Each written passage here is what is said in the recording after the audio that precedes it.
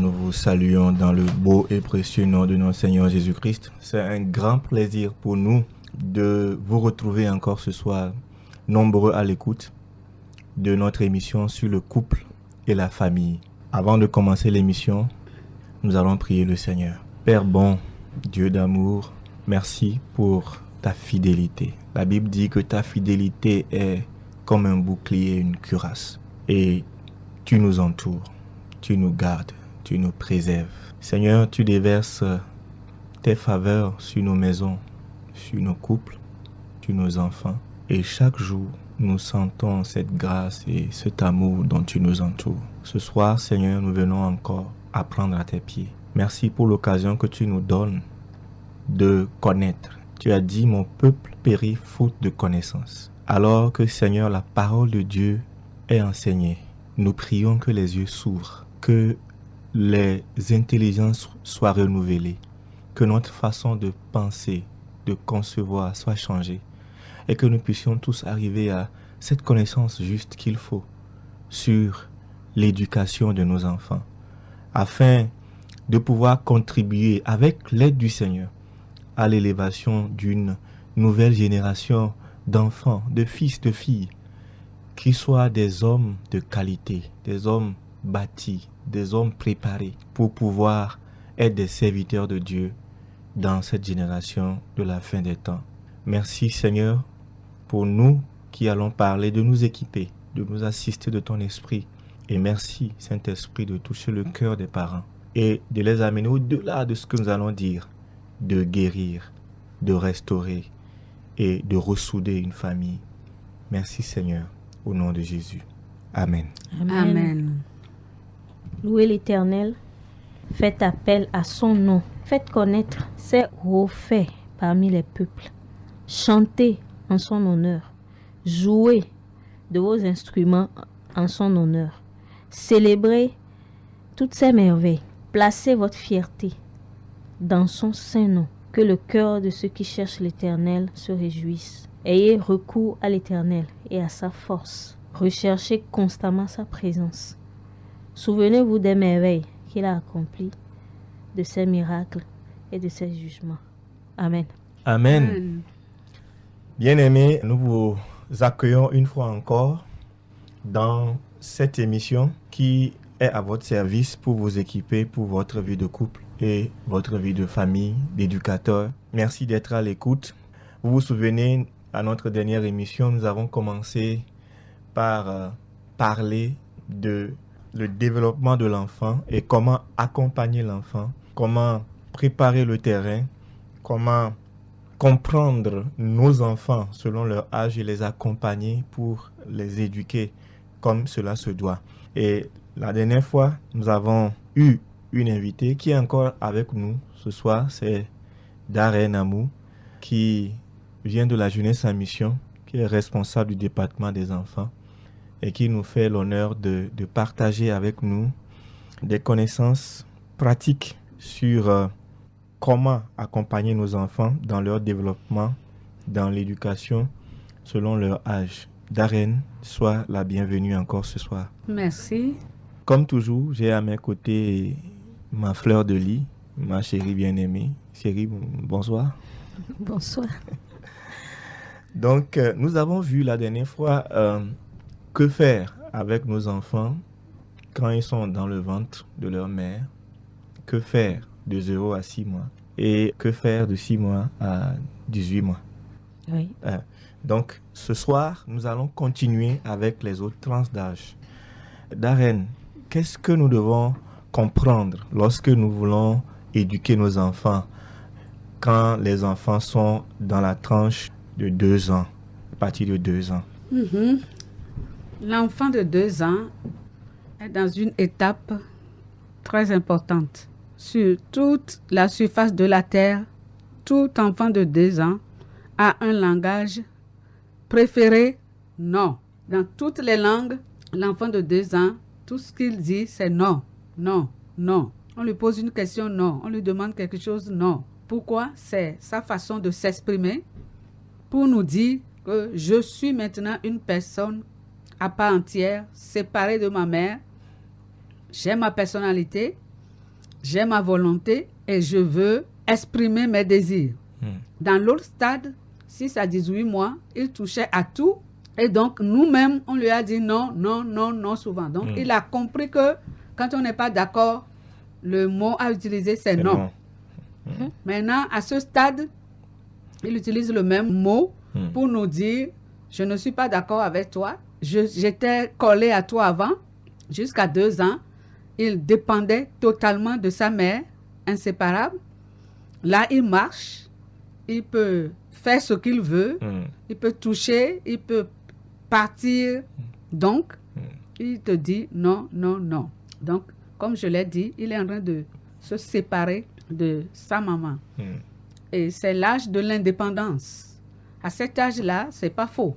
Il part de la dépendance à l'indépendance et après à l'interdépendance. Donc, c'est un passage important. Il doit passer par là, indispensable. Mais il a beaucoup de leçons à apprendre à cet âge. Dieu a prévu les choses de manière à ce que c'est à 2 ans qu'on sèvre l'enfant, normalement. C'est l'âge du sevrage. C'est à 2 ans qu'il est propre. C'est l'âge de la propreté. Beaucoup de gens veulent que l'enfant soit propre avant 2 ans. Certains sont précoces, il n'y a pas de problème. Mais les muscles du sphincter qui nous permettent de maîtriser pipi, caca, ne sont pas à maturité avant 2 ans. Donc, à 2 ans, c'est à maturité. Et là, on doit le forcer à être propre. On doit lui enseigner à être propre. Il doit pouvoir dire pipi, pipi, pipi, quand pipi vient. Ou bien courir, prendre le pot, ou bien dire pipi. Pour qu'il apprenne cela, on peut décider toutes les 30 minutes ou toutes les heures le mettre sur le pot. Et comme il veut être indépendant, il va dire non. Et lutter vraiment avec maman, il ne voudra pas s'asseoir sur le pot parce que l'enfant de 2 ans, tout ce qu'on lui impose, il refuse. Il veut plutôt vous contrôler. Et c'est vraiment un âge de la rébellion. On dirait un petit démon, un enfant de 2 ans. Il crise, il se met en colère, il fait des crises tout le temps, il jette les jouets ou il vous jette les choses à la figure, il se roule dans le sable, il crie comme si on l'égorge. Et il fait peur aux parents. C'est vraiment l'âge de la discipline. Il faut qu'il comprenne que ce n'est pas lui qui commande et qu'il y a un chef dans cette maison. Si on rate cette période-là, c'est vraiment, vraiment, vraiment difficile à récupérer. Donc, il doit apprendre à obéir.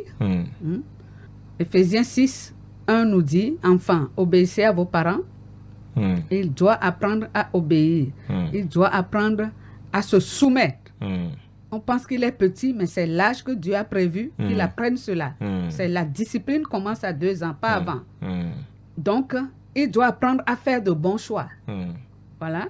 Il doit apprendre à résoudre les problèmes. Et Dieu a donné vraiment des circonstances, comme par exemple, apprendre à être propre. Pour résoudre un problème, il faut sentir, réfléchir et agir.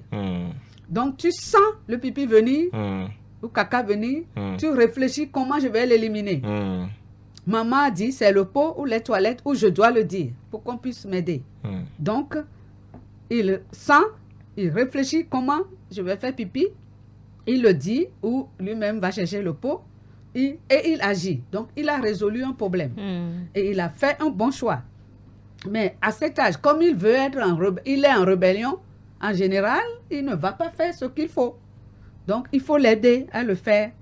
Et ce n'est pas, il faut le corriger, mais ce n'est pas le taper aussi, qui est la bonne méthode. Je crois que vous avez déjà parlé de ça. Oui, on a parlé de la correction. Dans le passé, donc je ne vais pas revenir là-dessus.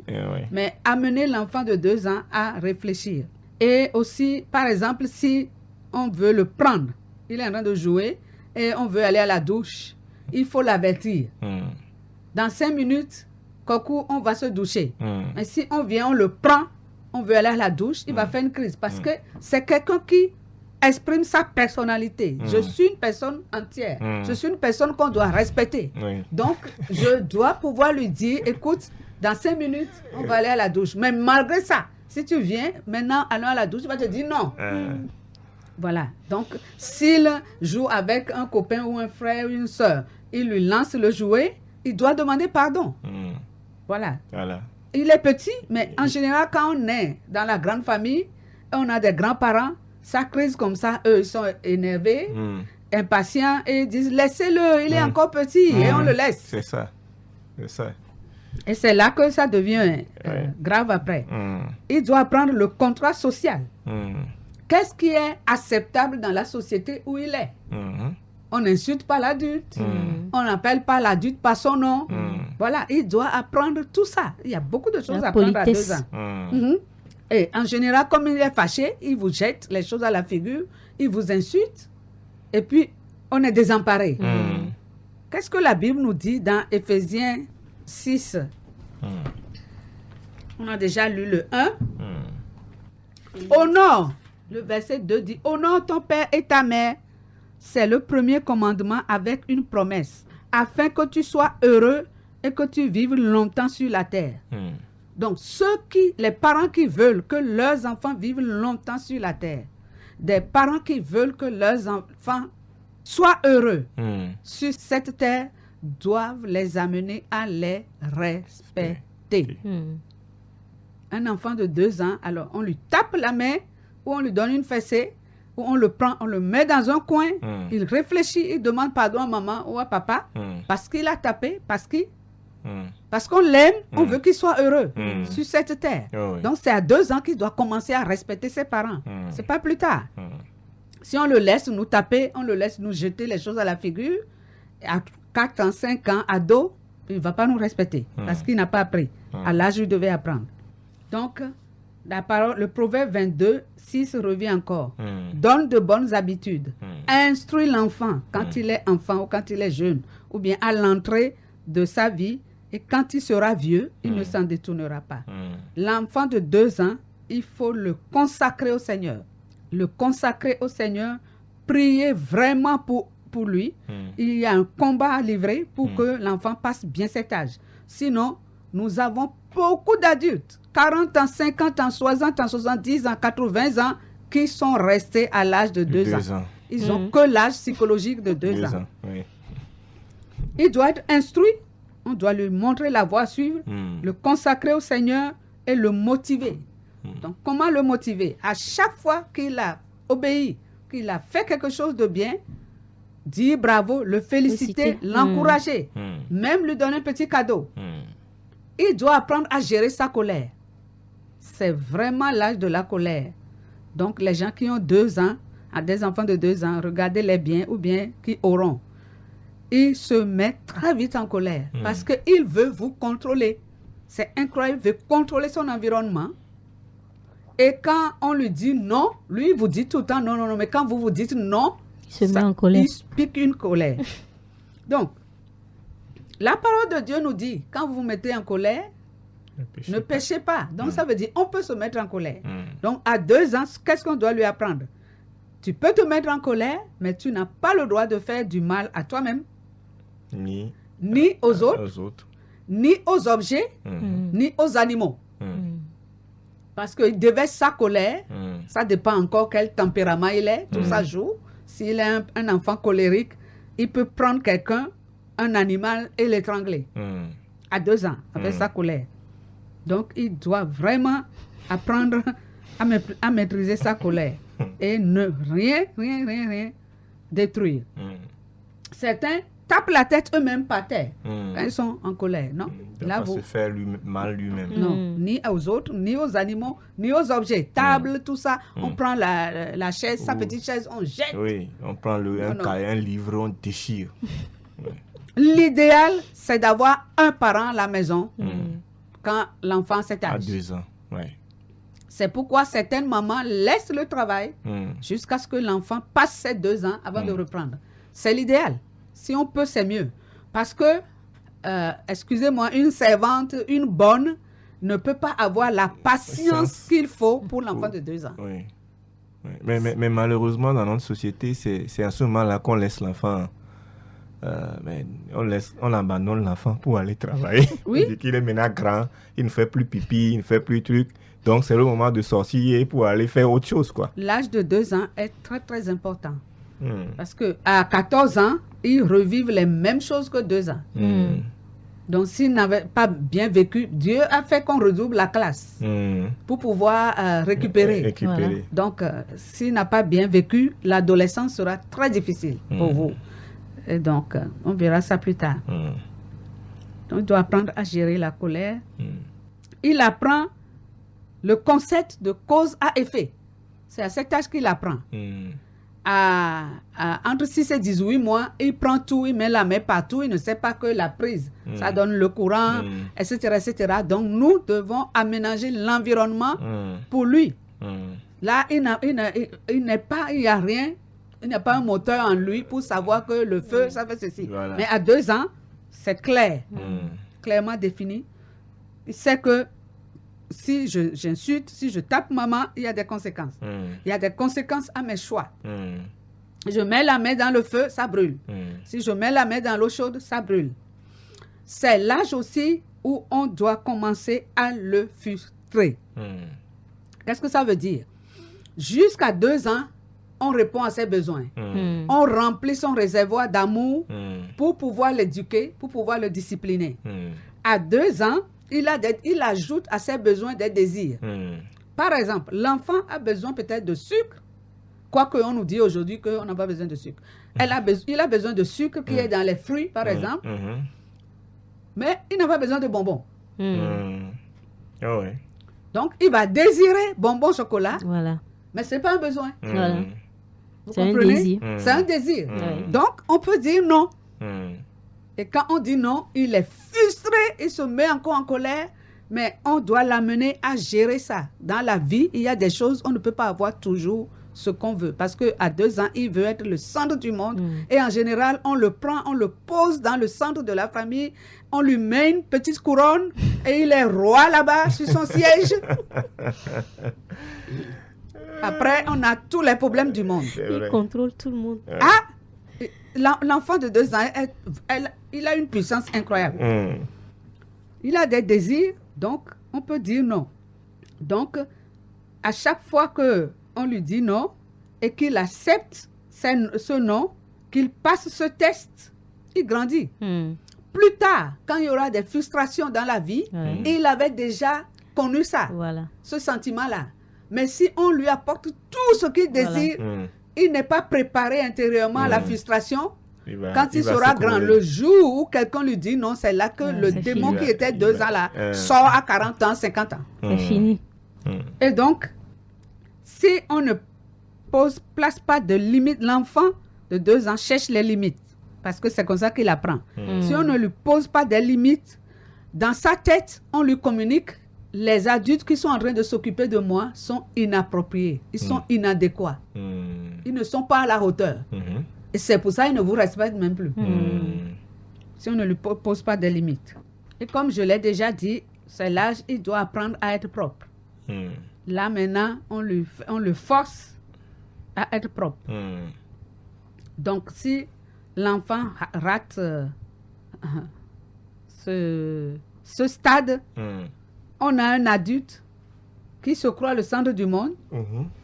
C'est quelqu'un qui veut contrôler tout le monde, qui domine, qui terrorise son entourage, qui manipule, intimide pour parvenir à ses fins. Et si celui-là est un leader, oh là là là là, c'est... Ceux qui sont sous lui sont morts. Oui, c'est vraiment invivable. C'est invivable, ouais. Chaque fois que tu es Babakou, oui, tu lui dis oui monsieur, pour tout ce qu'il dit et tout ce qu'il fait, vous allez vous entendre. Le jour où toi aussi, tu donnes tes idées, où tu lui dis non, c'est là que tu vas voir le diable en face de toi. C'est ce genre de personnes aussi qui sont à la tête des oppositions dans les communautés. Par exemple, dans nos communautés, paroisses et tout, qui, dès que le pasteur dit quelque chose, lui n'est pas content, il rassemble tout son petit monde et se met en rébellion contre le pasteur. Et one, two, ils sont déjà dehors, ils ont commencé leur église. Voilà. Donc, des fois, ça vient juste de quelqu'un qui a manqué d'éducation à 2 ans. Voilà. Alors, Moi, avec Geneviève, ma collègue, souvent, quand on est quelque part, on voit la réaction des gens, je dis je ne. Celui-là, il a quel âge? Elle me dit 2 ans.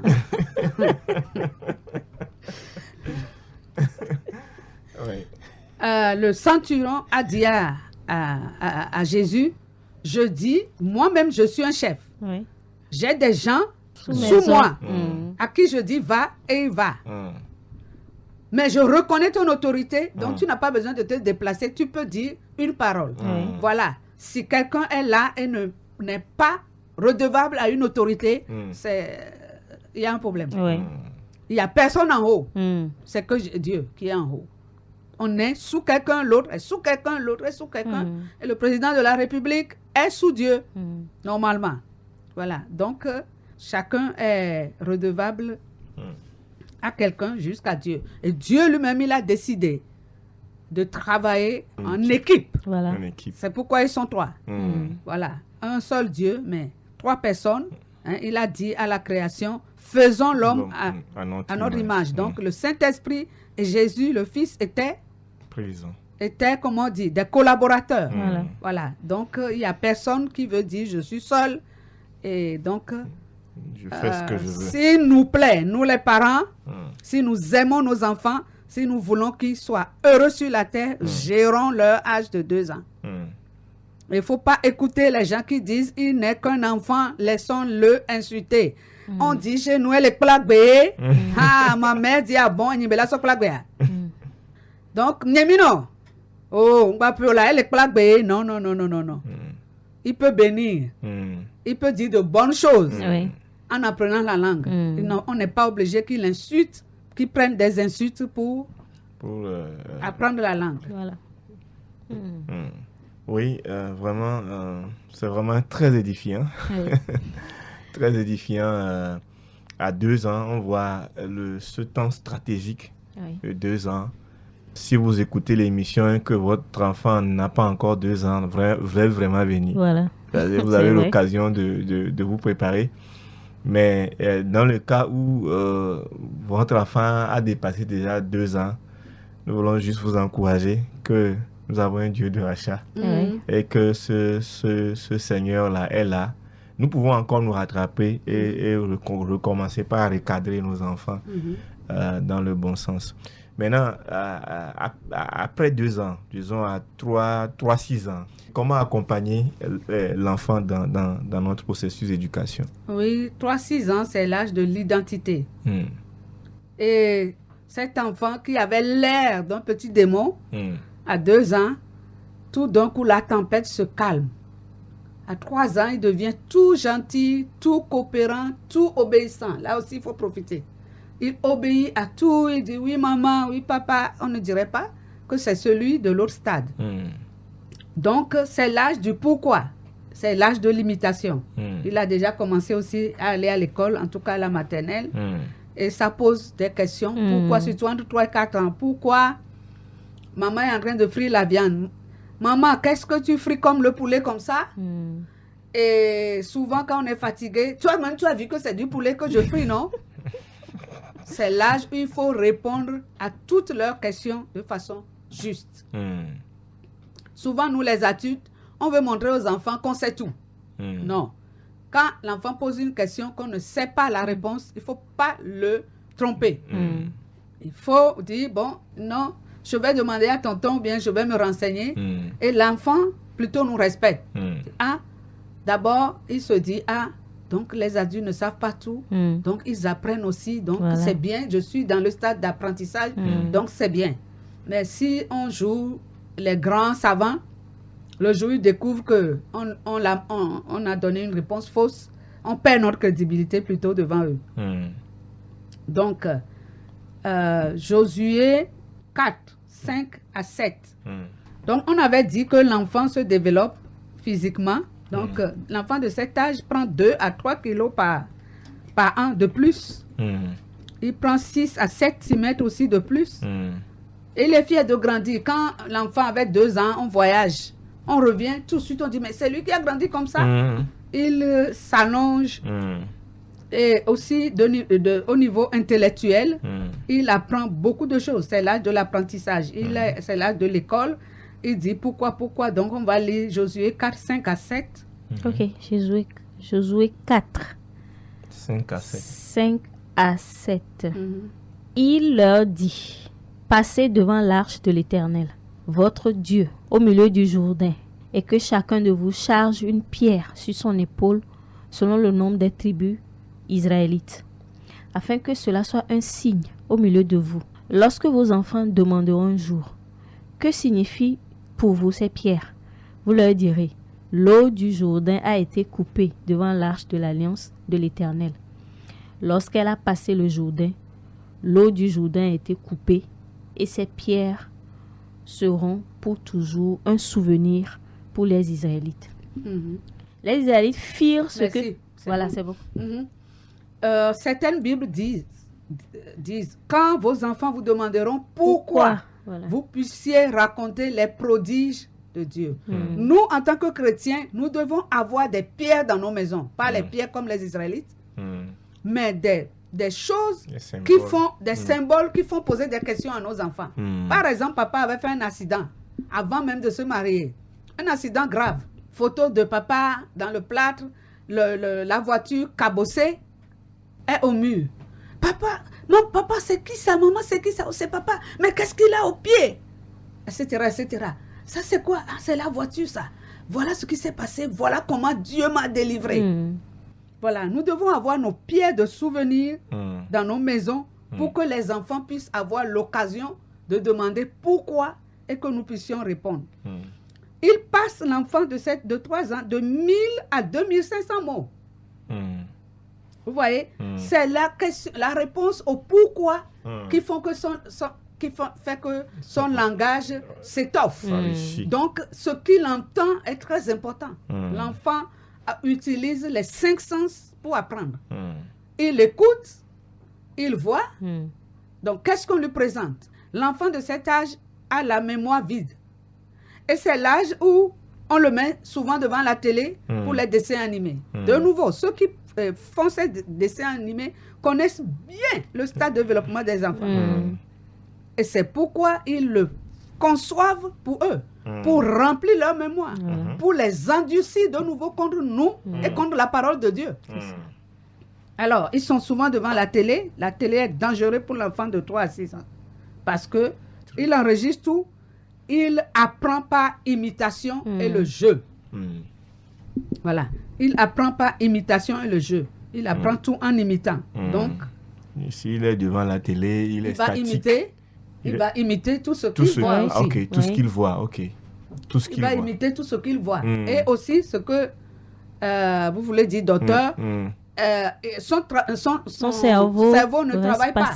Voilà. Les connexions ne se passent pas parce que il avale seulement, il ne réfléchit pas, il ne fait pas travailler son cerveau. Nous qui avons grandi sans télé, on jouait. On n'avait pas de jouets aussi tout fait. Donc on créait. On allait dans la nature et on créait pour jouer. Donc, développer cet esprit d'initiative. Voilà.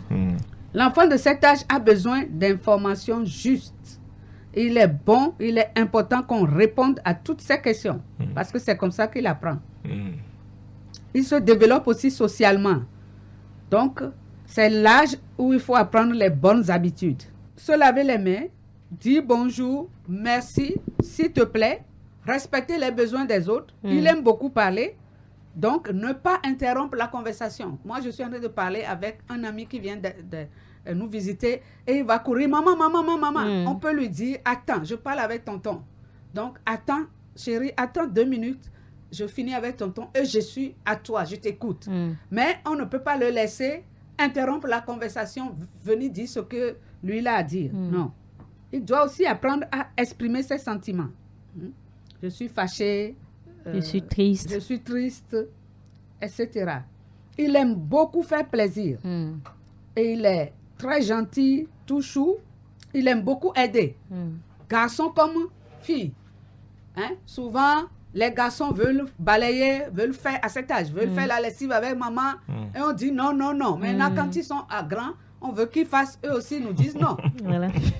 Moi, j'étais avec une dame qui nous faisait la lessive. Elle venait avec son petit garçon de 3 ans. L'enfant pleurait, mais qu'est-ce qu'il a, Pascal? Lui aussi veut faire la lessive, mais il me gêne. J'ai dit, mais Pascal, viens. J'ai pris mes mouchoirs, je lui ai donné une petite bassine, et il était tout heureux, il a lavé. Et puis, à un moment donné, il était fatigué. Et puis, après, on termine et on sèche. Et puis, bon, quand on fait, si c'est à la maison, si c'est les mouchoirs de papa ou les chaussettes de papa, après, quand papa revient, on le prend, on dit, va donner les chaussettes à papa, dis que c'est toi qui as lavé. Papa l'encourage, la famille, son estime de soi grandit. Et plus tard, il n'aura pas de problème en tant qu'ado à faire la lessive. Ils veulent balayer, on voit qu'il ne balaye pas bien. Donnons-lui un petit balai, laissez-le devant, il balaye. De toute façon, il va vite se fatiguer. Et nous, on est derrière, on suit. Mais tout ce qu'il veut faire, on fait la cuisine. Il veut couper l'oignon, donnons-lui un petit couteau qui n'est pas trop tranchant et l'oignon. Il se débrouille là-bas. Voilà, développement spirituel. Il aime les histoires. La louange, la musique, les jeux de rôle. Et il aime beaucoup aussi les histoires surnaturelles. Jésus qui a marché sur l'eau, multiplication des pains. On a plein d'histoires surnaturelles dans nos Bibles que de laisser les enfants devant cette télé avec Batman. Après, c'est lui qui va monter sur l'étage et veut faire comme Batman et descendre et mourir. À 4 ans, c'est l'âge de la peur. L'enfant a très peur à 4 ans parce qu'il se prépare à discerner le mal du bien. Donc, il se fait peur lui-même. Il ne veut plus dormir seul. Il veut toujours être dans la chambre de papa, maman. Ou bien, on ne doit pas éteindre la lumière. Il faut respecter ça. Et les enfants chrétiens, vous allez entendre dire, je suis allé aux toilettes, j'ai vu le diable, il est vert, il est noir, il a une queue. Il ne faut pas dire, menteur, tu mens, où est le diable là-bas? Non. Tu as vu le diable, tu sais comment tu vas le chasser. Dis Jésus, il va courir. Et c'est vrai, la prochaine fois, il va dire, j'ai vu le diable. Papa, c'est vrai, quand j'ai dit Jésus, je l'ai vu courir. Parce que son imagination aussi est fertile. Donc, hein, il te dit, il a vu le diable. Moi, quand j'étais à cet âge, maman, là où nous on dormait, elle mettait ses pagnes sur, un fil. Quand elle est revenue pour aérer, tous ces pannes devenaient des bêtes féroces. La nuit, on fait beaucoup de cauchemars et il faut faire attention aux histoires qu'on raconte. Hein, à l'école maternelle, il y a les histoires de sorcières, etc. Après, la nuit de loup, tout ça revient. Donc, en tant que parents, nous devons sélectionner à l'école. On ne peut pas refuser. Qu'est-ce qu'on vous a raconté comme histoire? Non, ça, ce n'est pas vrai. On raconte une histoire biblique avant qu'il aille dormir et que ce soit ça qui balaye ce qu'il a écouté à l'école. Donc, 5 ans, c'est l'âge du légalisme. Qu'est-ce que cela veut dire? Il veut faire tout juste. C'est l'âge de la justice. Donc, vous voyez, l'enfant peut garder les choses naturellement, la justice, et ne pas le perdre si on le conduit dans des voies justes et honnêtes. Il n'aime pas le mensonge. Il ne faut pas avoir un enfant de 5 ans dans ta voiture et brûler le feu rouge. Déjà, Orange, il va commencer à dire, papa, arrête, ça va être rouge. Voilà, parce qu'il veut qu'on fasse les choses justes, qu'on respecte les règles. Donc, nous pouvons les former là-dedans, qu'ils grandissent dedans et que ça soit naturel pour eux. Si on fait le contraire en ce moment-là, on va briser. On les blesse. On les brise, on les dénature. Voilà, on les blesse dans leur justice. Voilà. Et puis, c'est aussi, entre 4 et 5 ans, c'est l'âge, de la sexualité. Qu'est-ce que ça veut dire? C'est à cet âge, surtout à 4 ans, que le petit garçon peut dire, moi, je suis petit garçon comme papa. Et ma cousine, Adjo, est petite fille comme maman. Et c'est là on joue le rôle de maman, on met les pagnes, on met les chaussures de les papa. chaussures, etc. Et la société doit donner un repère aux enfants. Aujourd'hui, il n'y a plus de repère. Les hommes s'habillent comme les femmes s'habillent comme les hommes. Et encore, on dit de ne pas parler de sexe, du genre, de laisser l'enfant choisir. Ça, ce n'est pas de notre Dieu. Ce n'est pas possible. À 4 ans, ce n'est pas le bout de chair qui est entre les jambes dont on parle. Mais la société. Qu'est-ce que la société présente comme homme?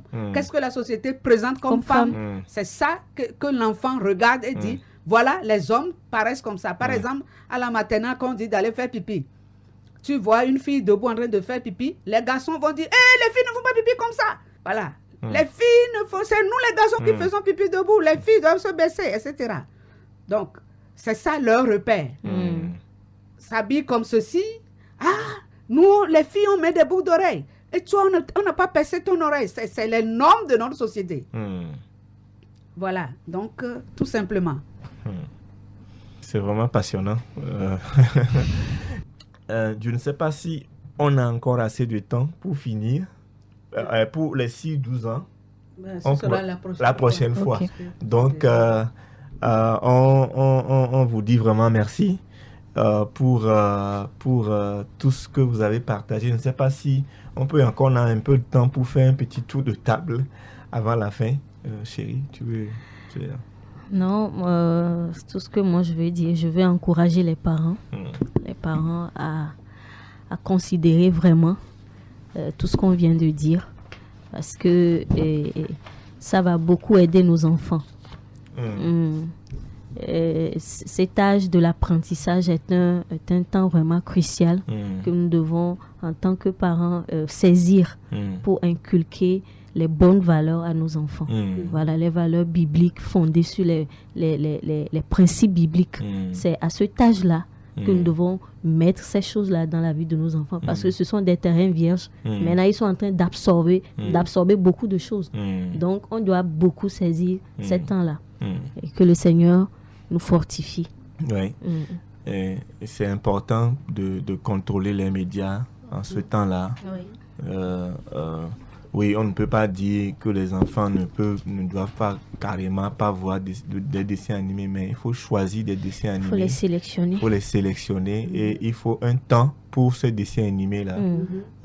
Que cela n'occupe pas l'enfant toute une journée, mais il peut se distraire pour 30 minutes, 45 minutes, mais laisser l'occasion à l'enfant de vraiment jouer, de vraiment créer, dessiner, essayer d'imaginer et de faire quelque chose. Lire, oui.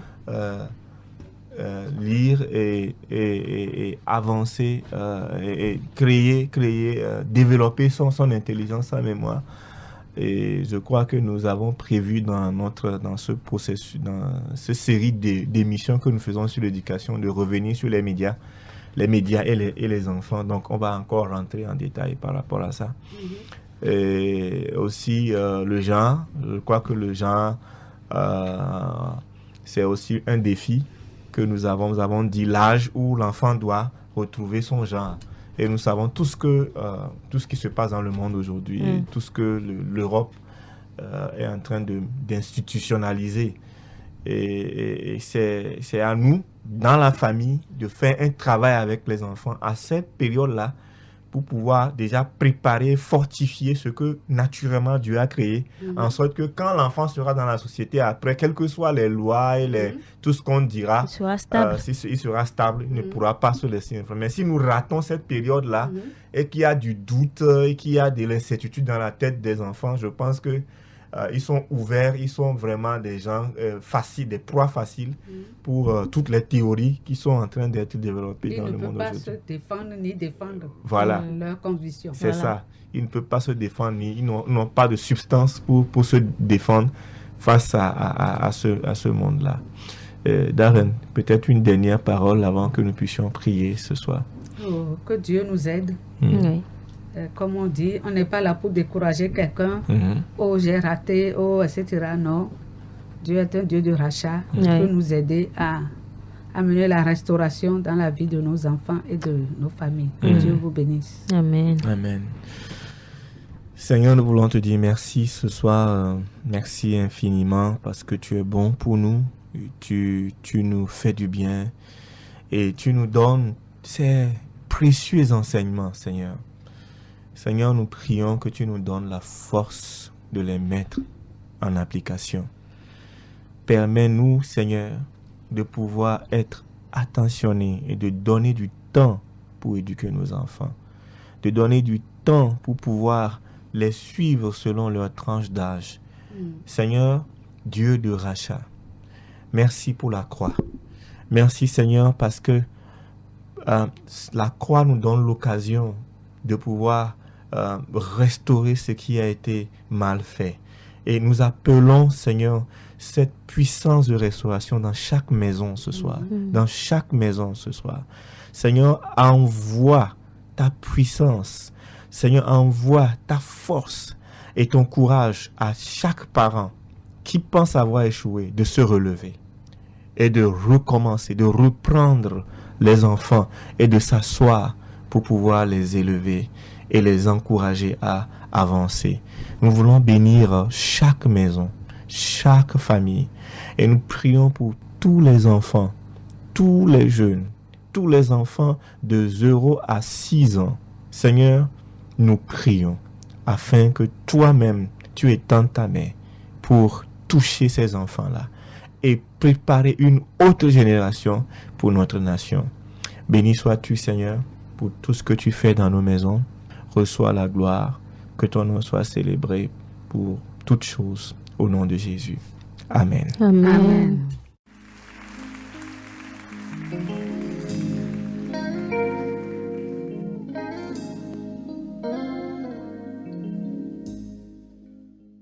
Nous croyons que cette émission a été pour vous une grande bénédiction.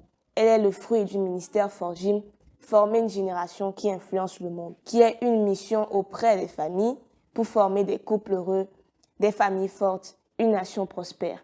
Vous pouvez devenir un des 550 porteurs de pierres pour l'achat du terrain du siège de Forgim en vous engageant à donner entre 5 000 et 1 million de francs selon votre convenance. Plus d'infos sur www.forgiminternational.org/550.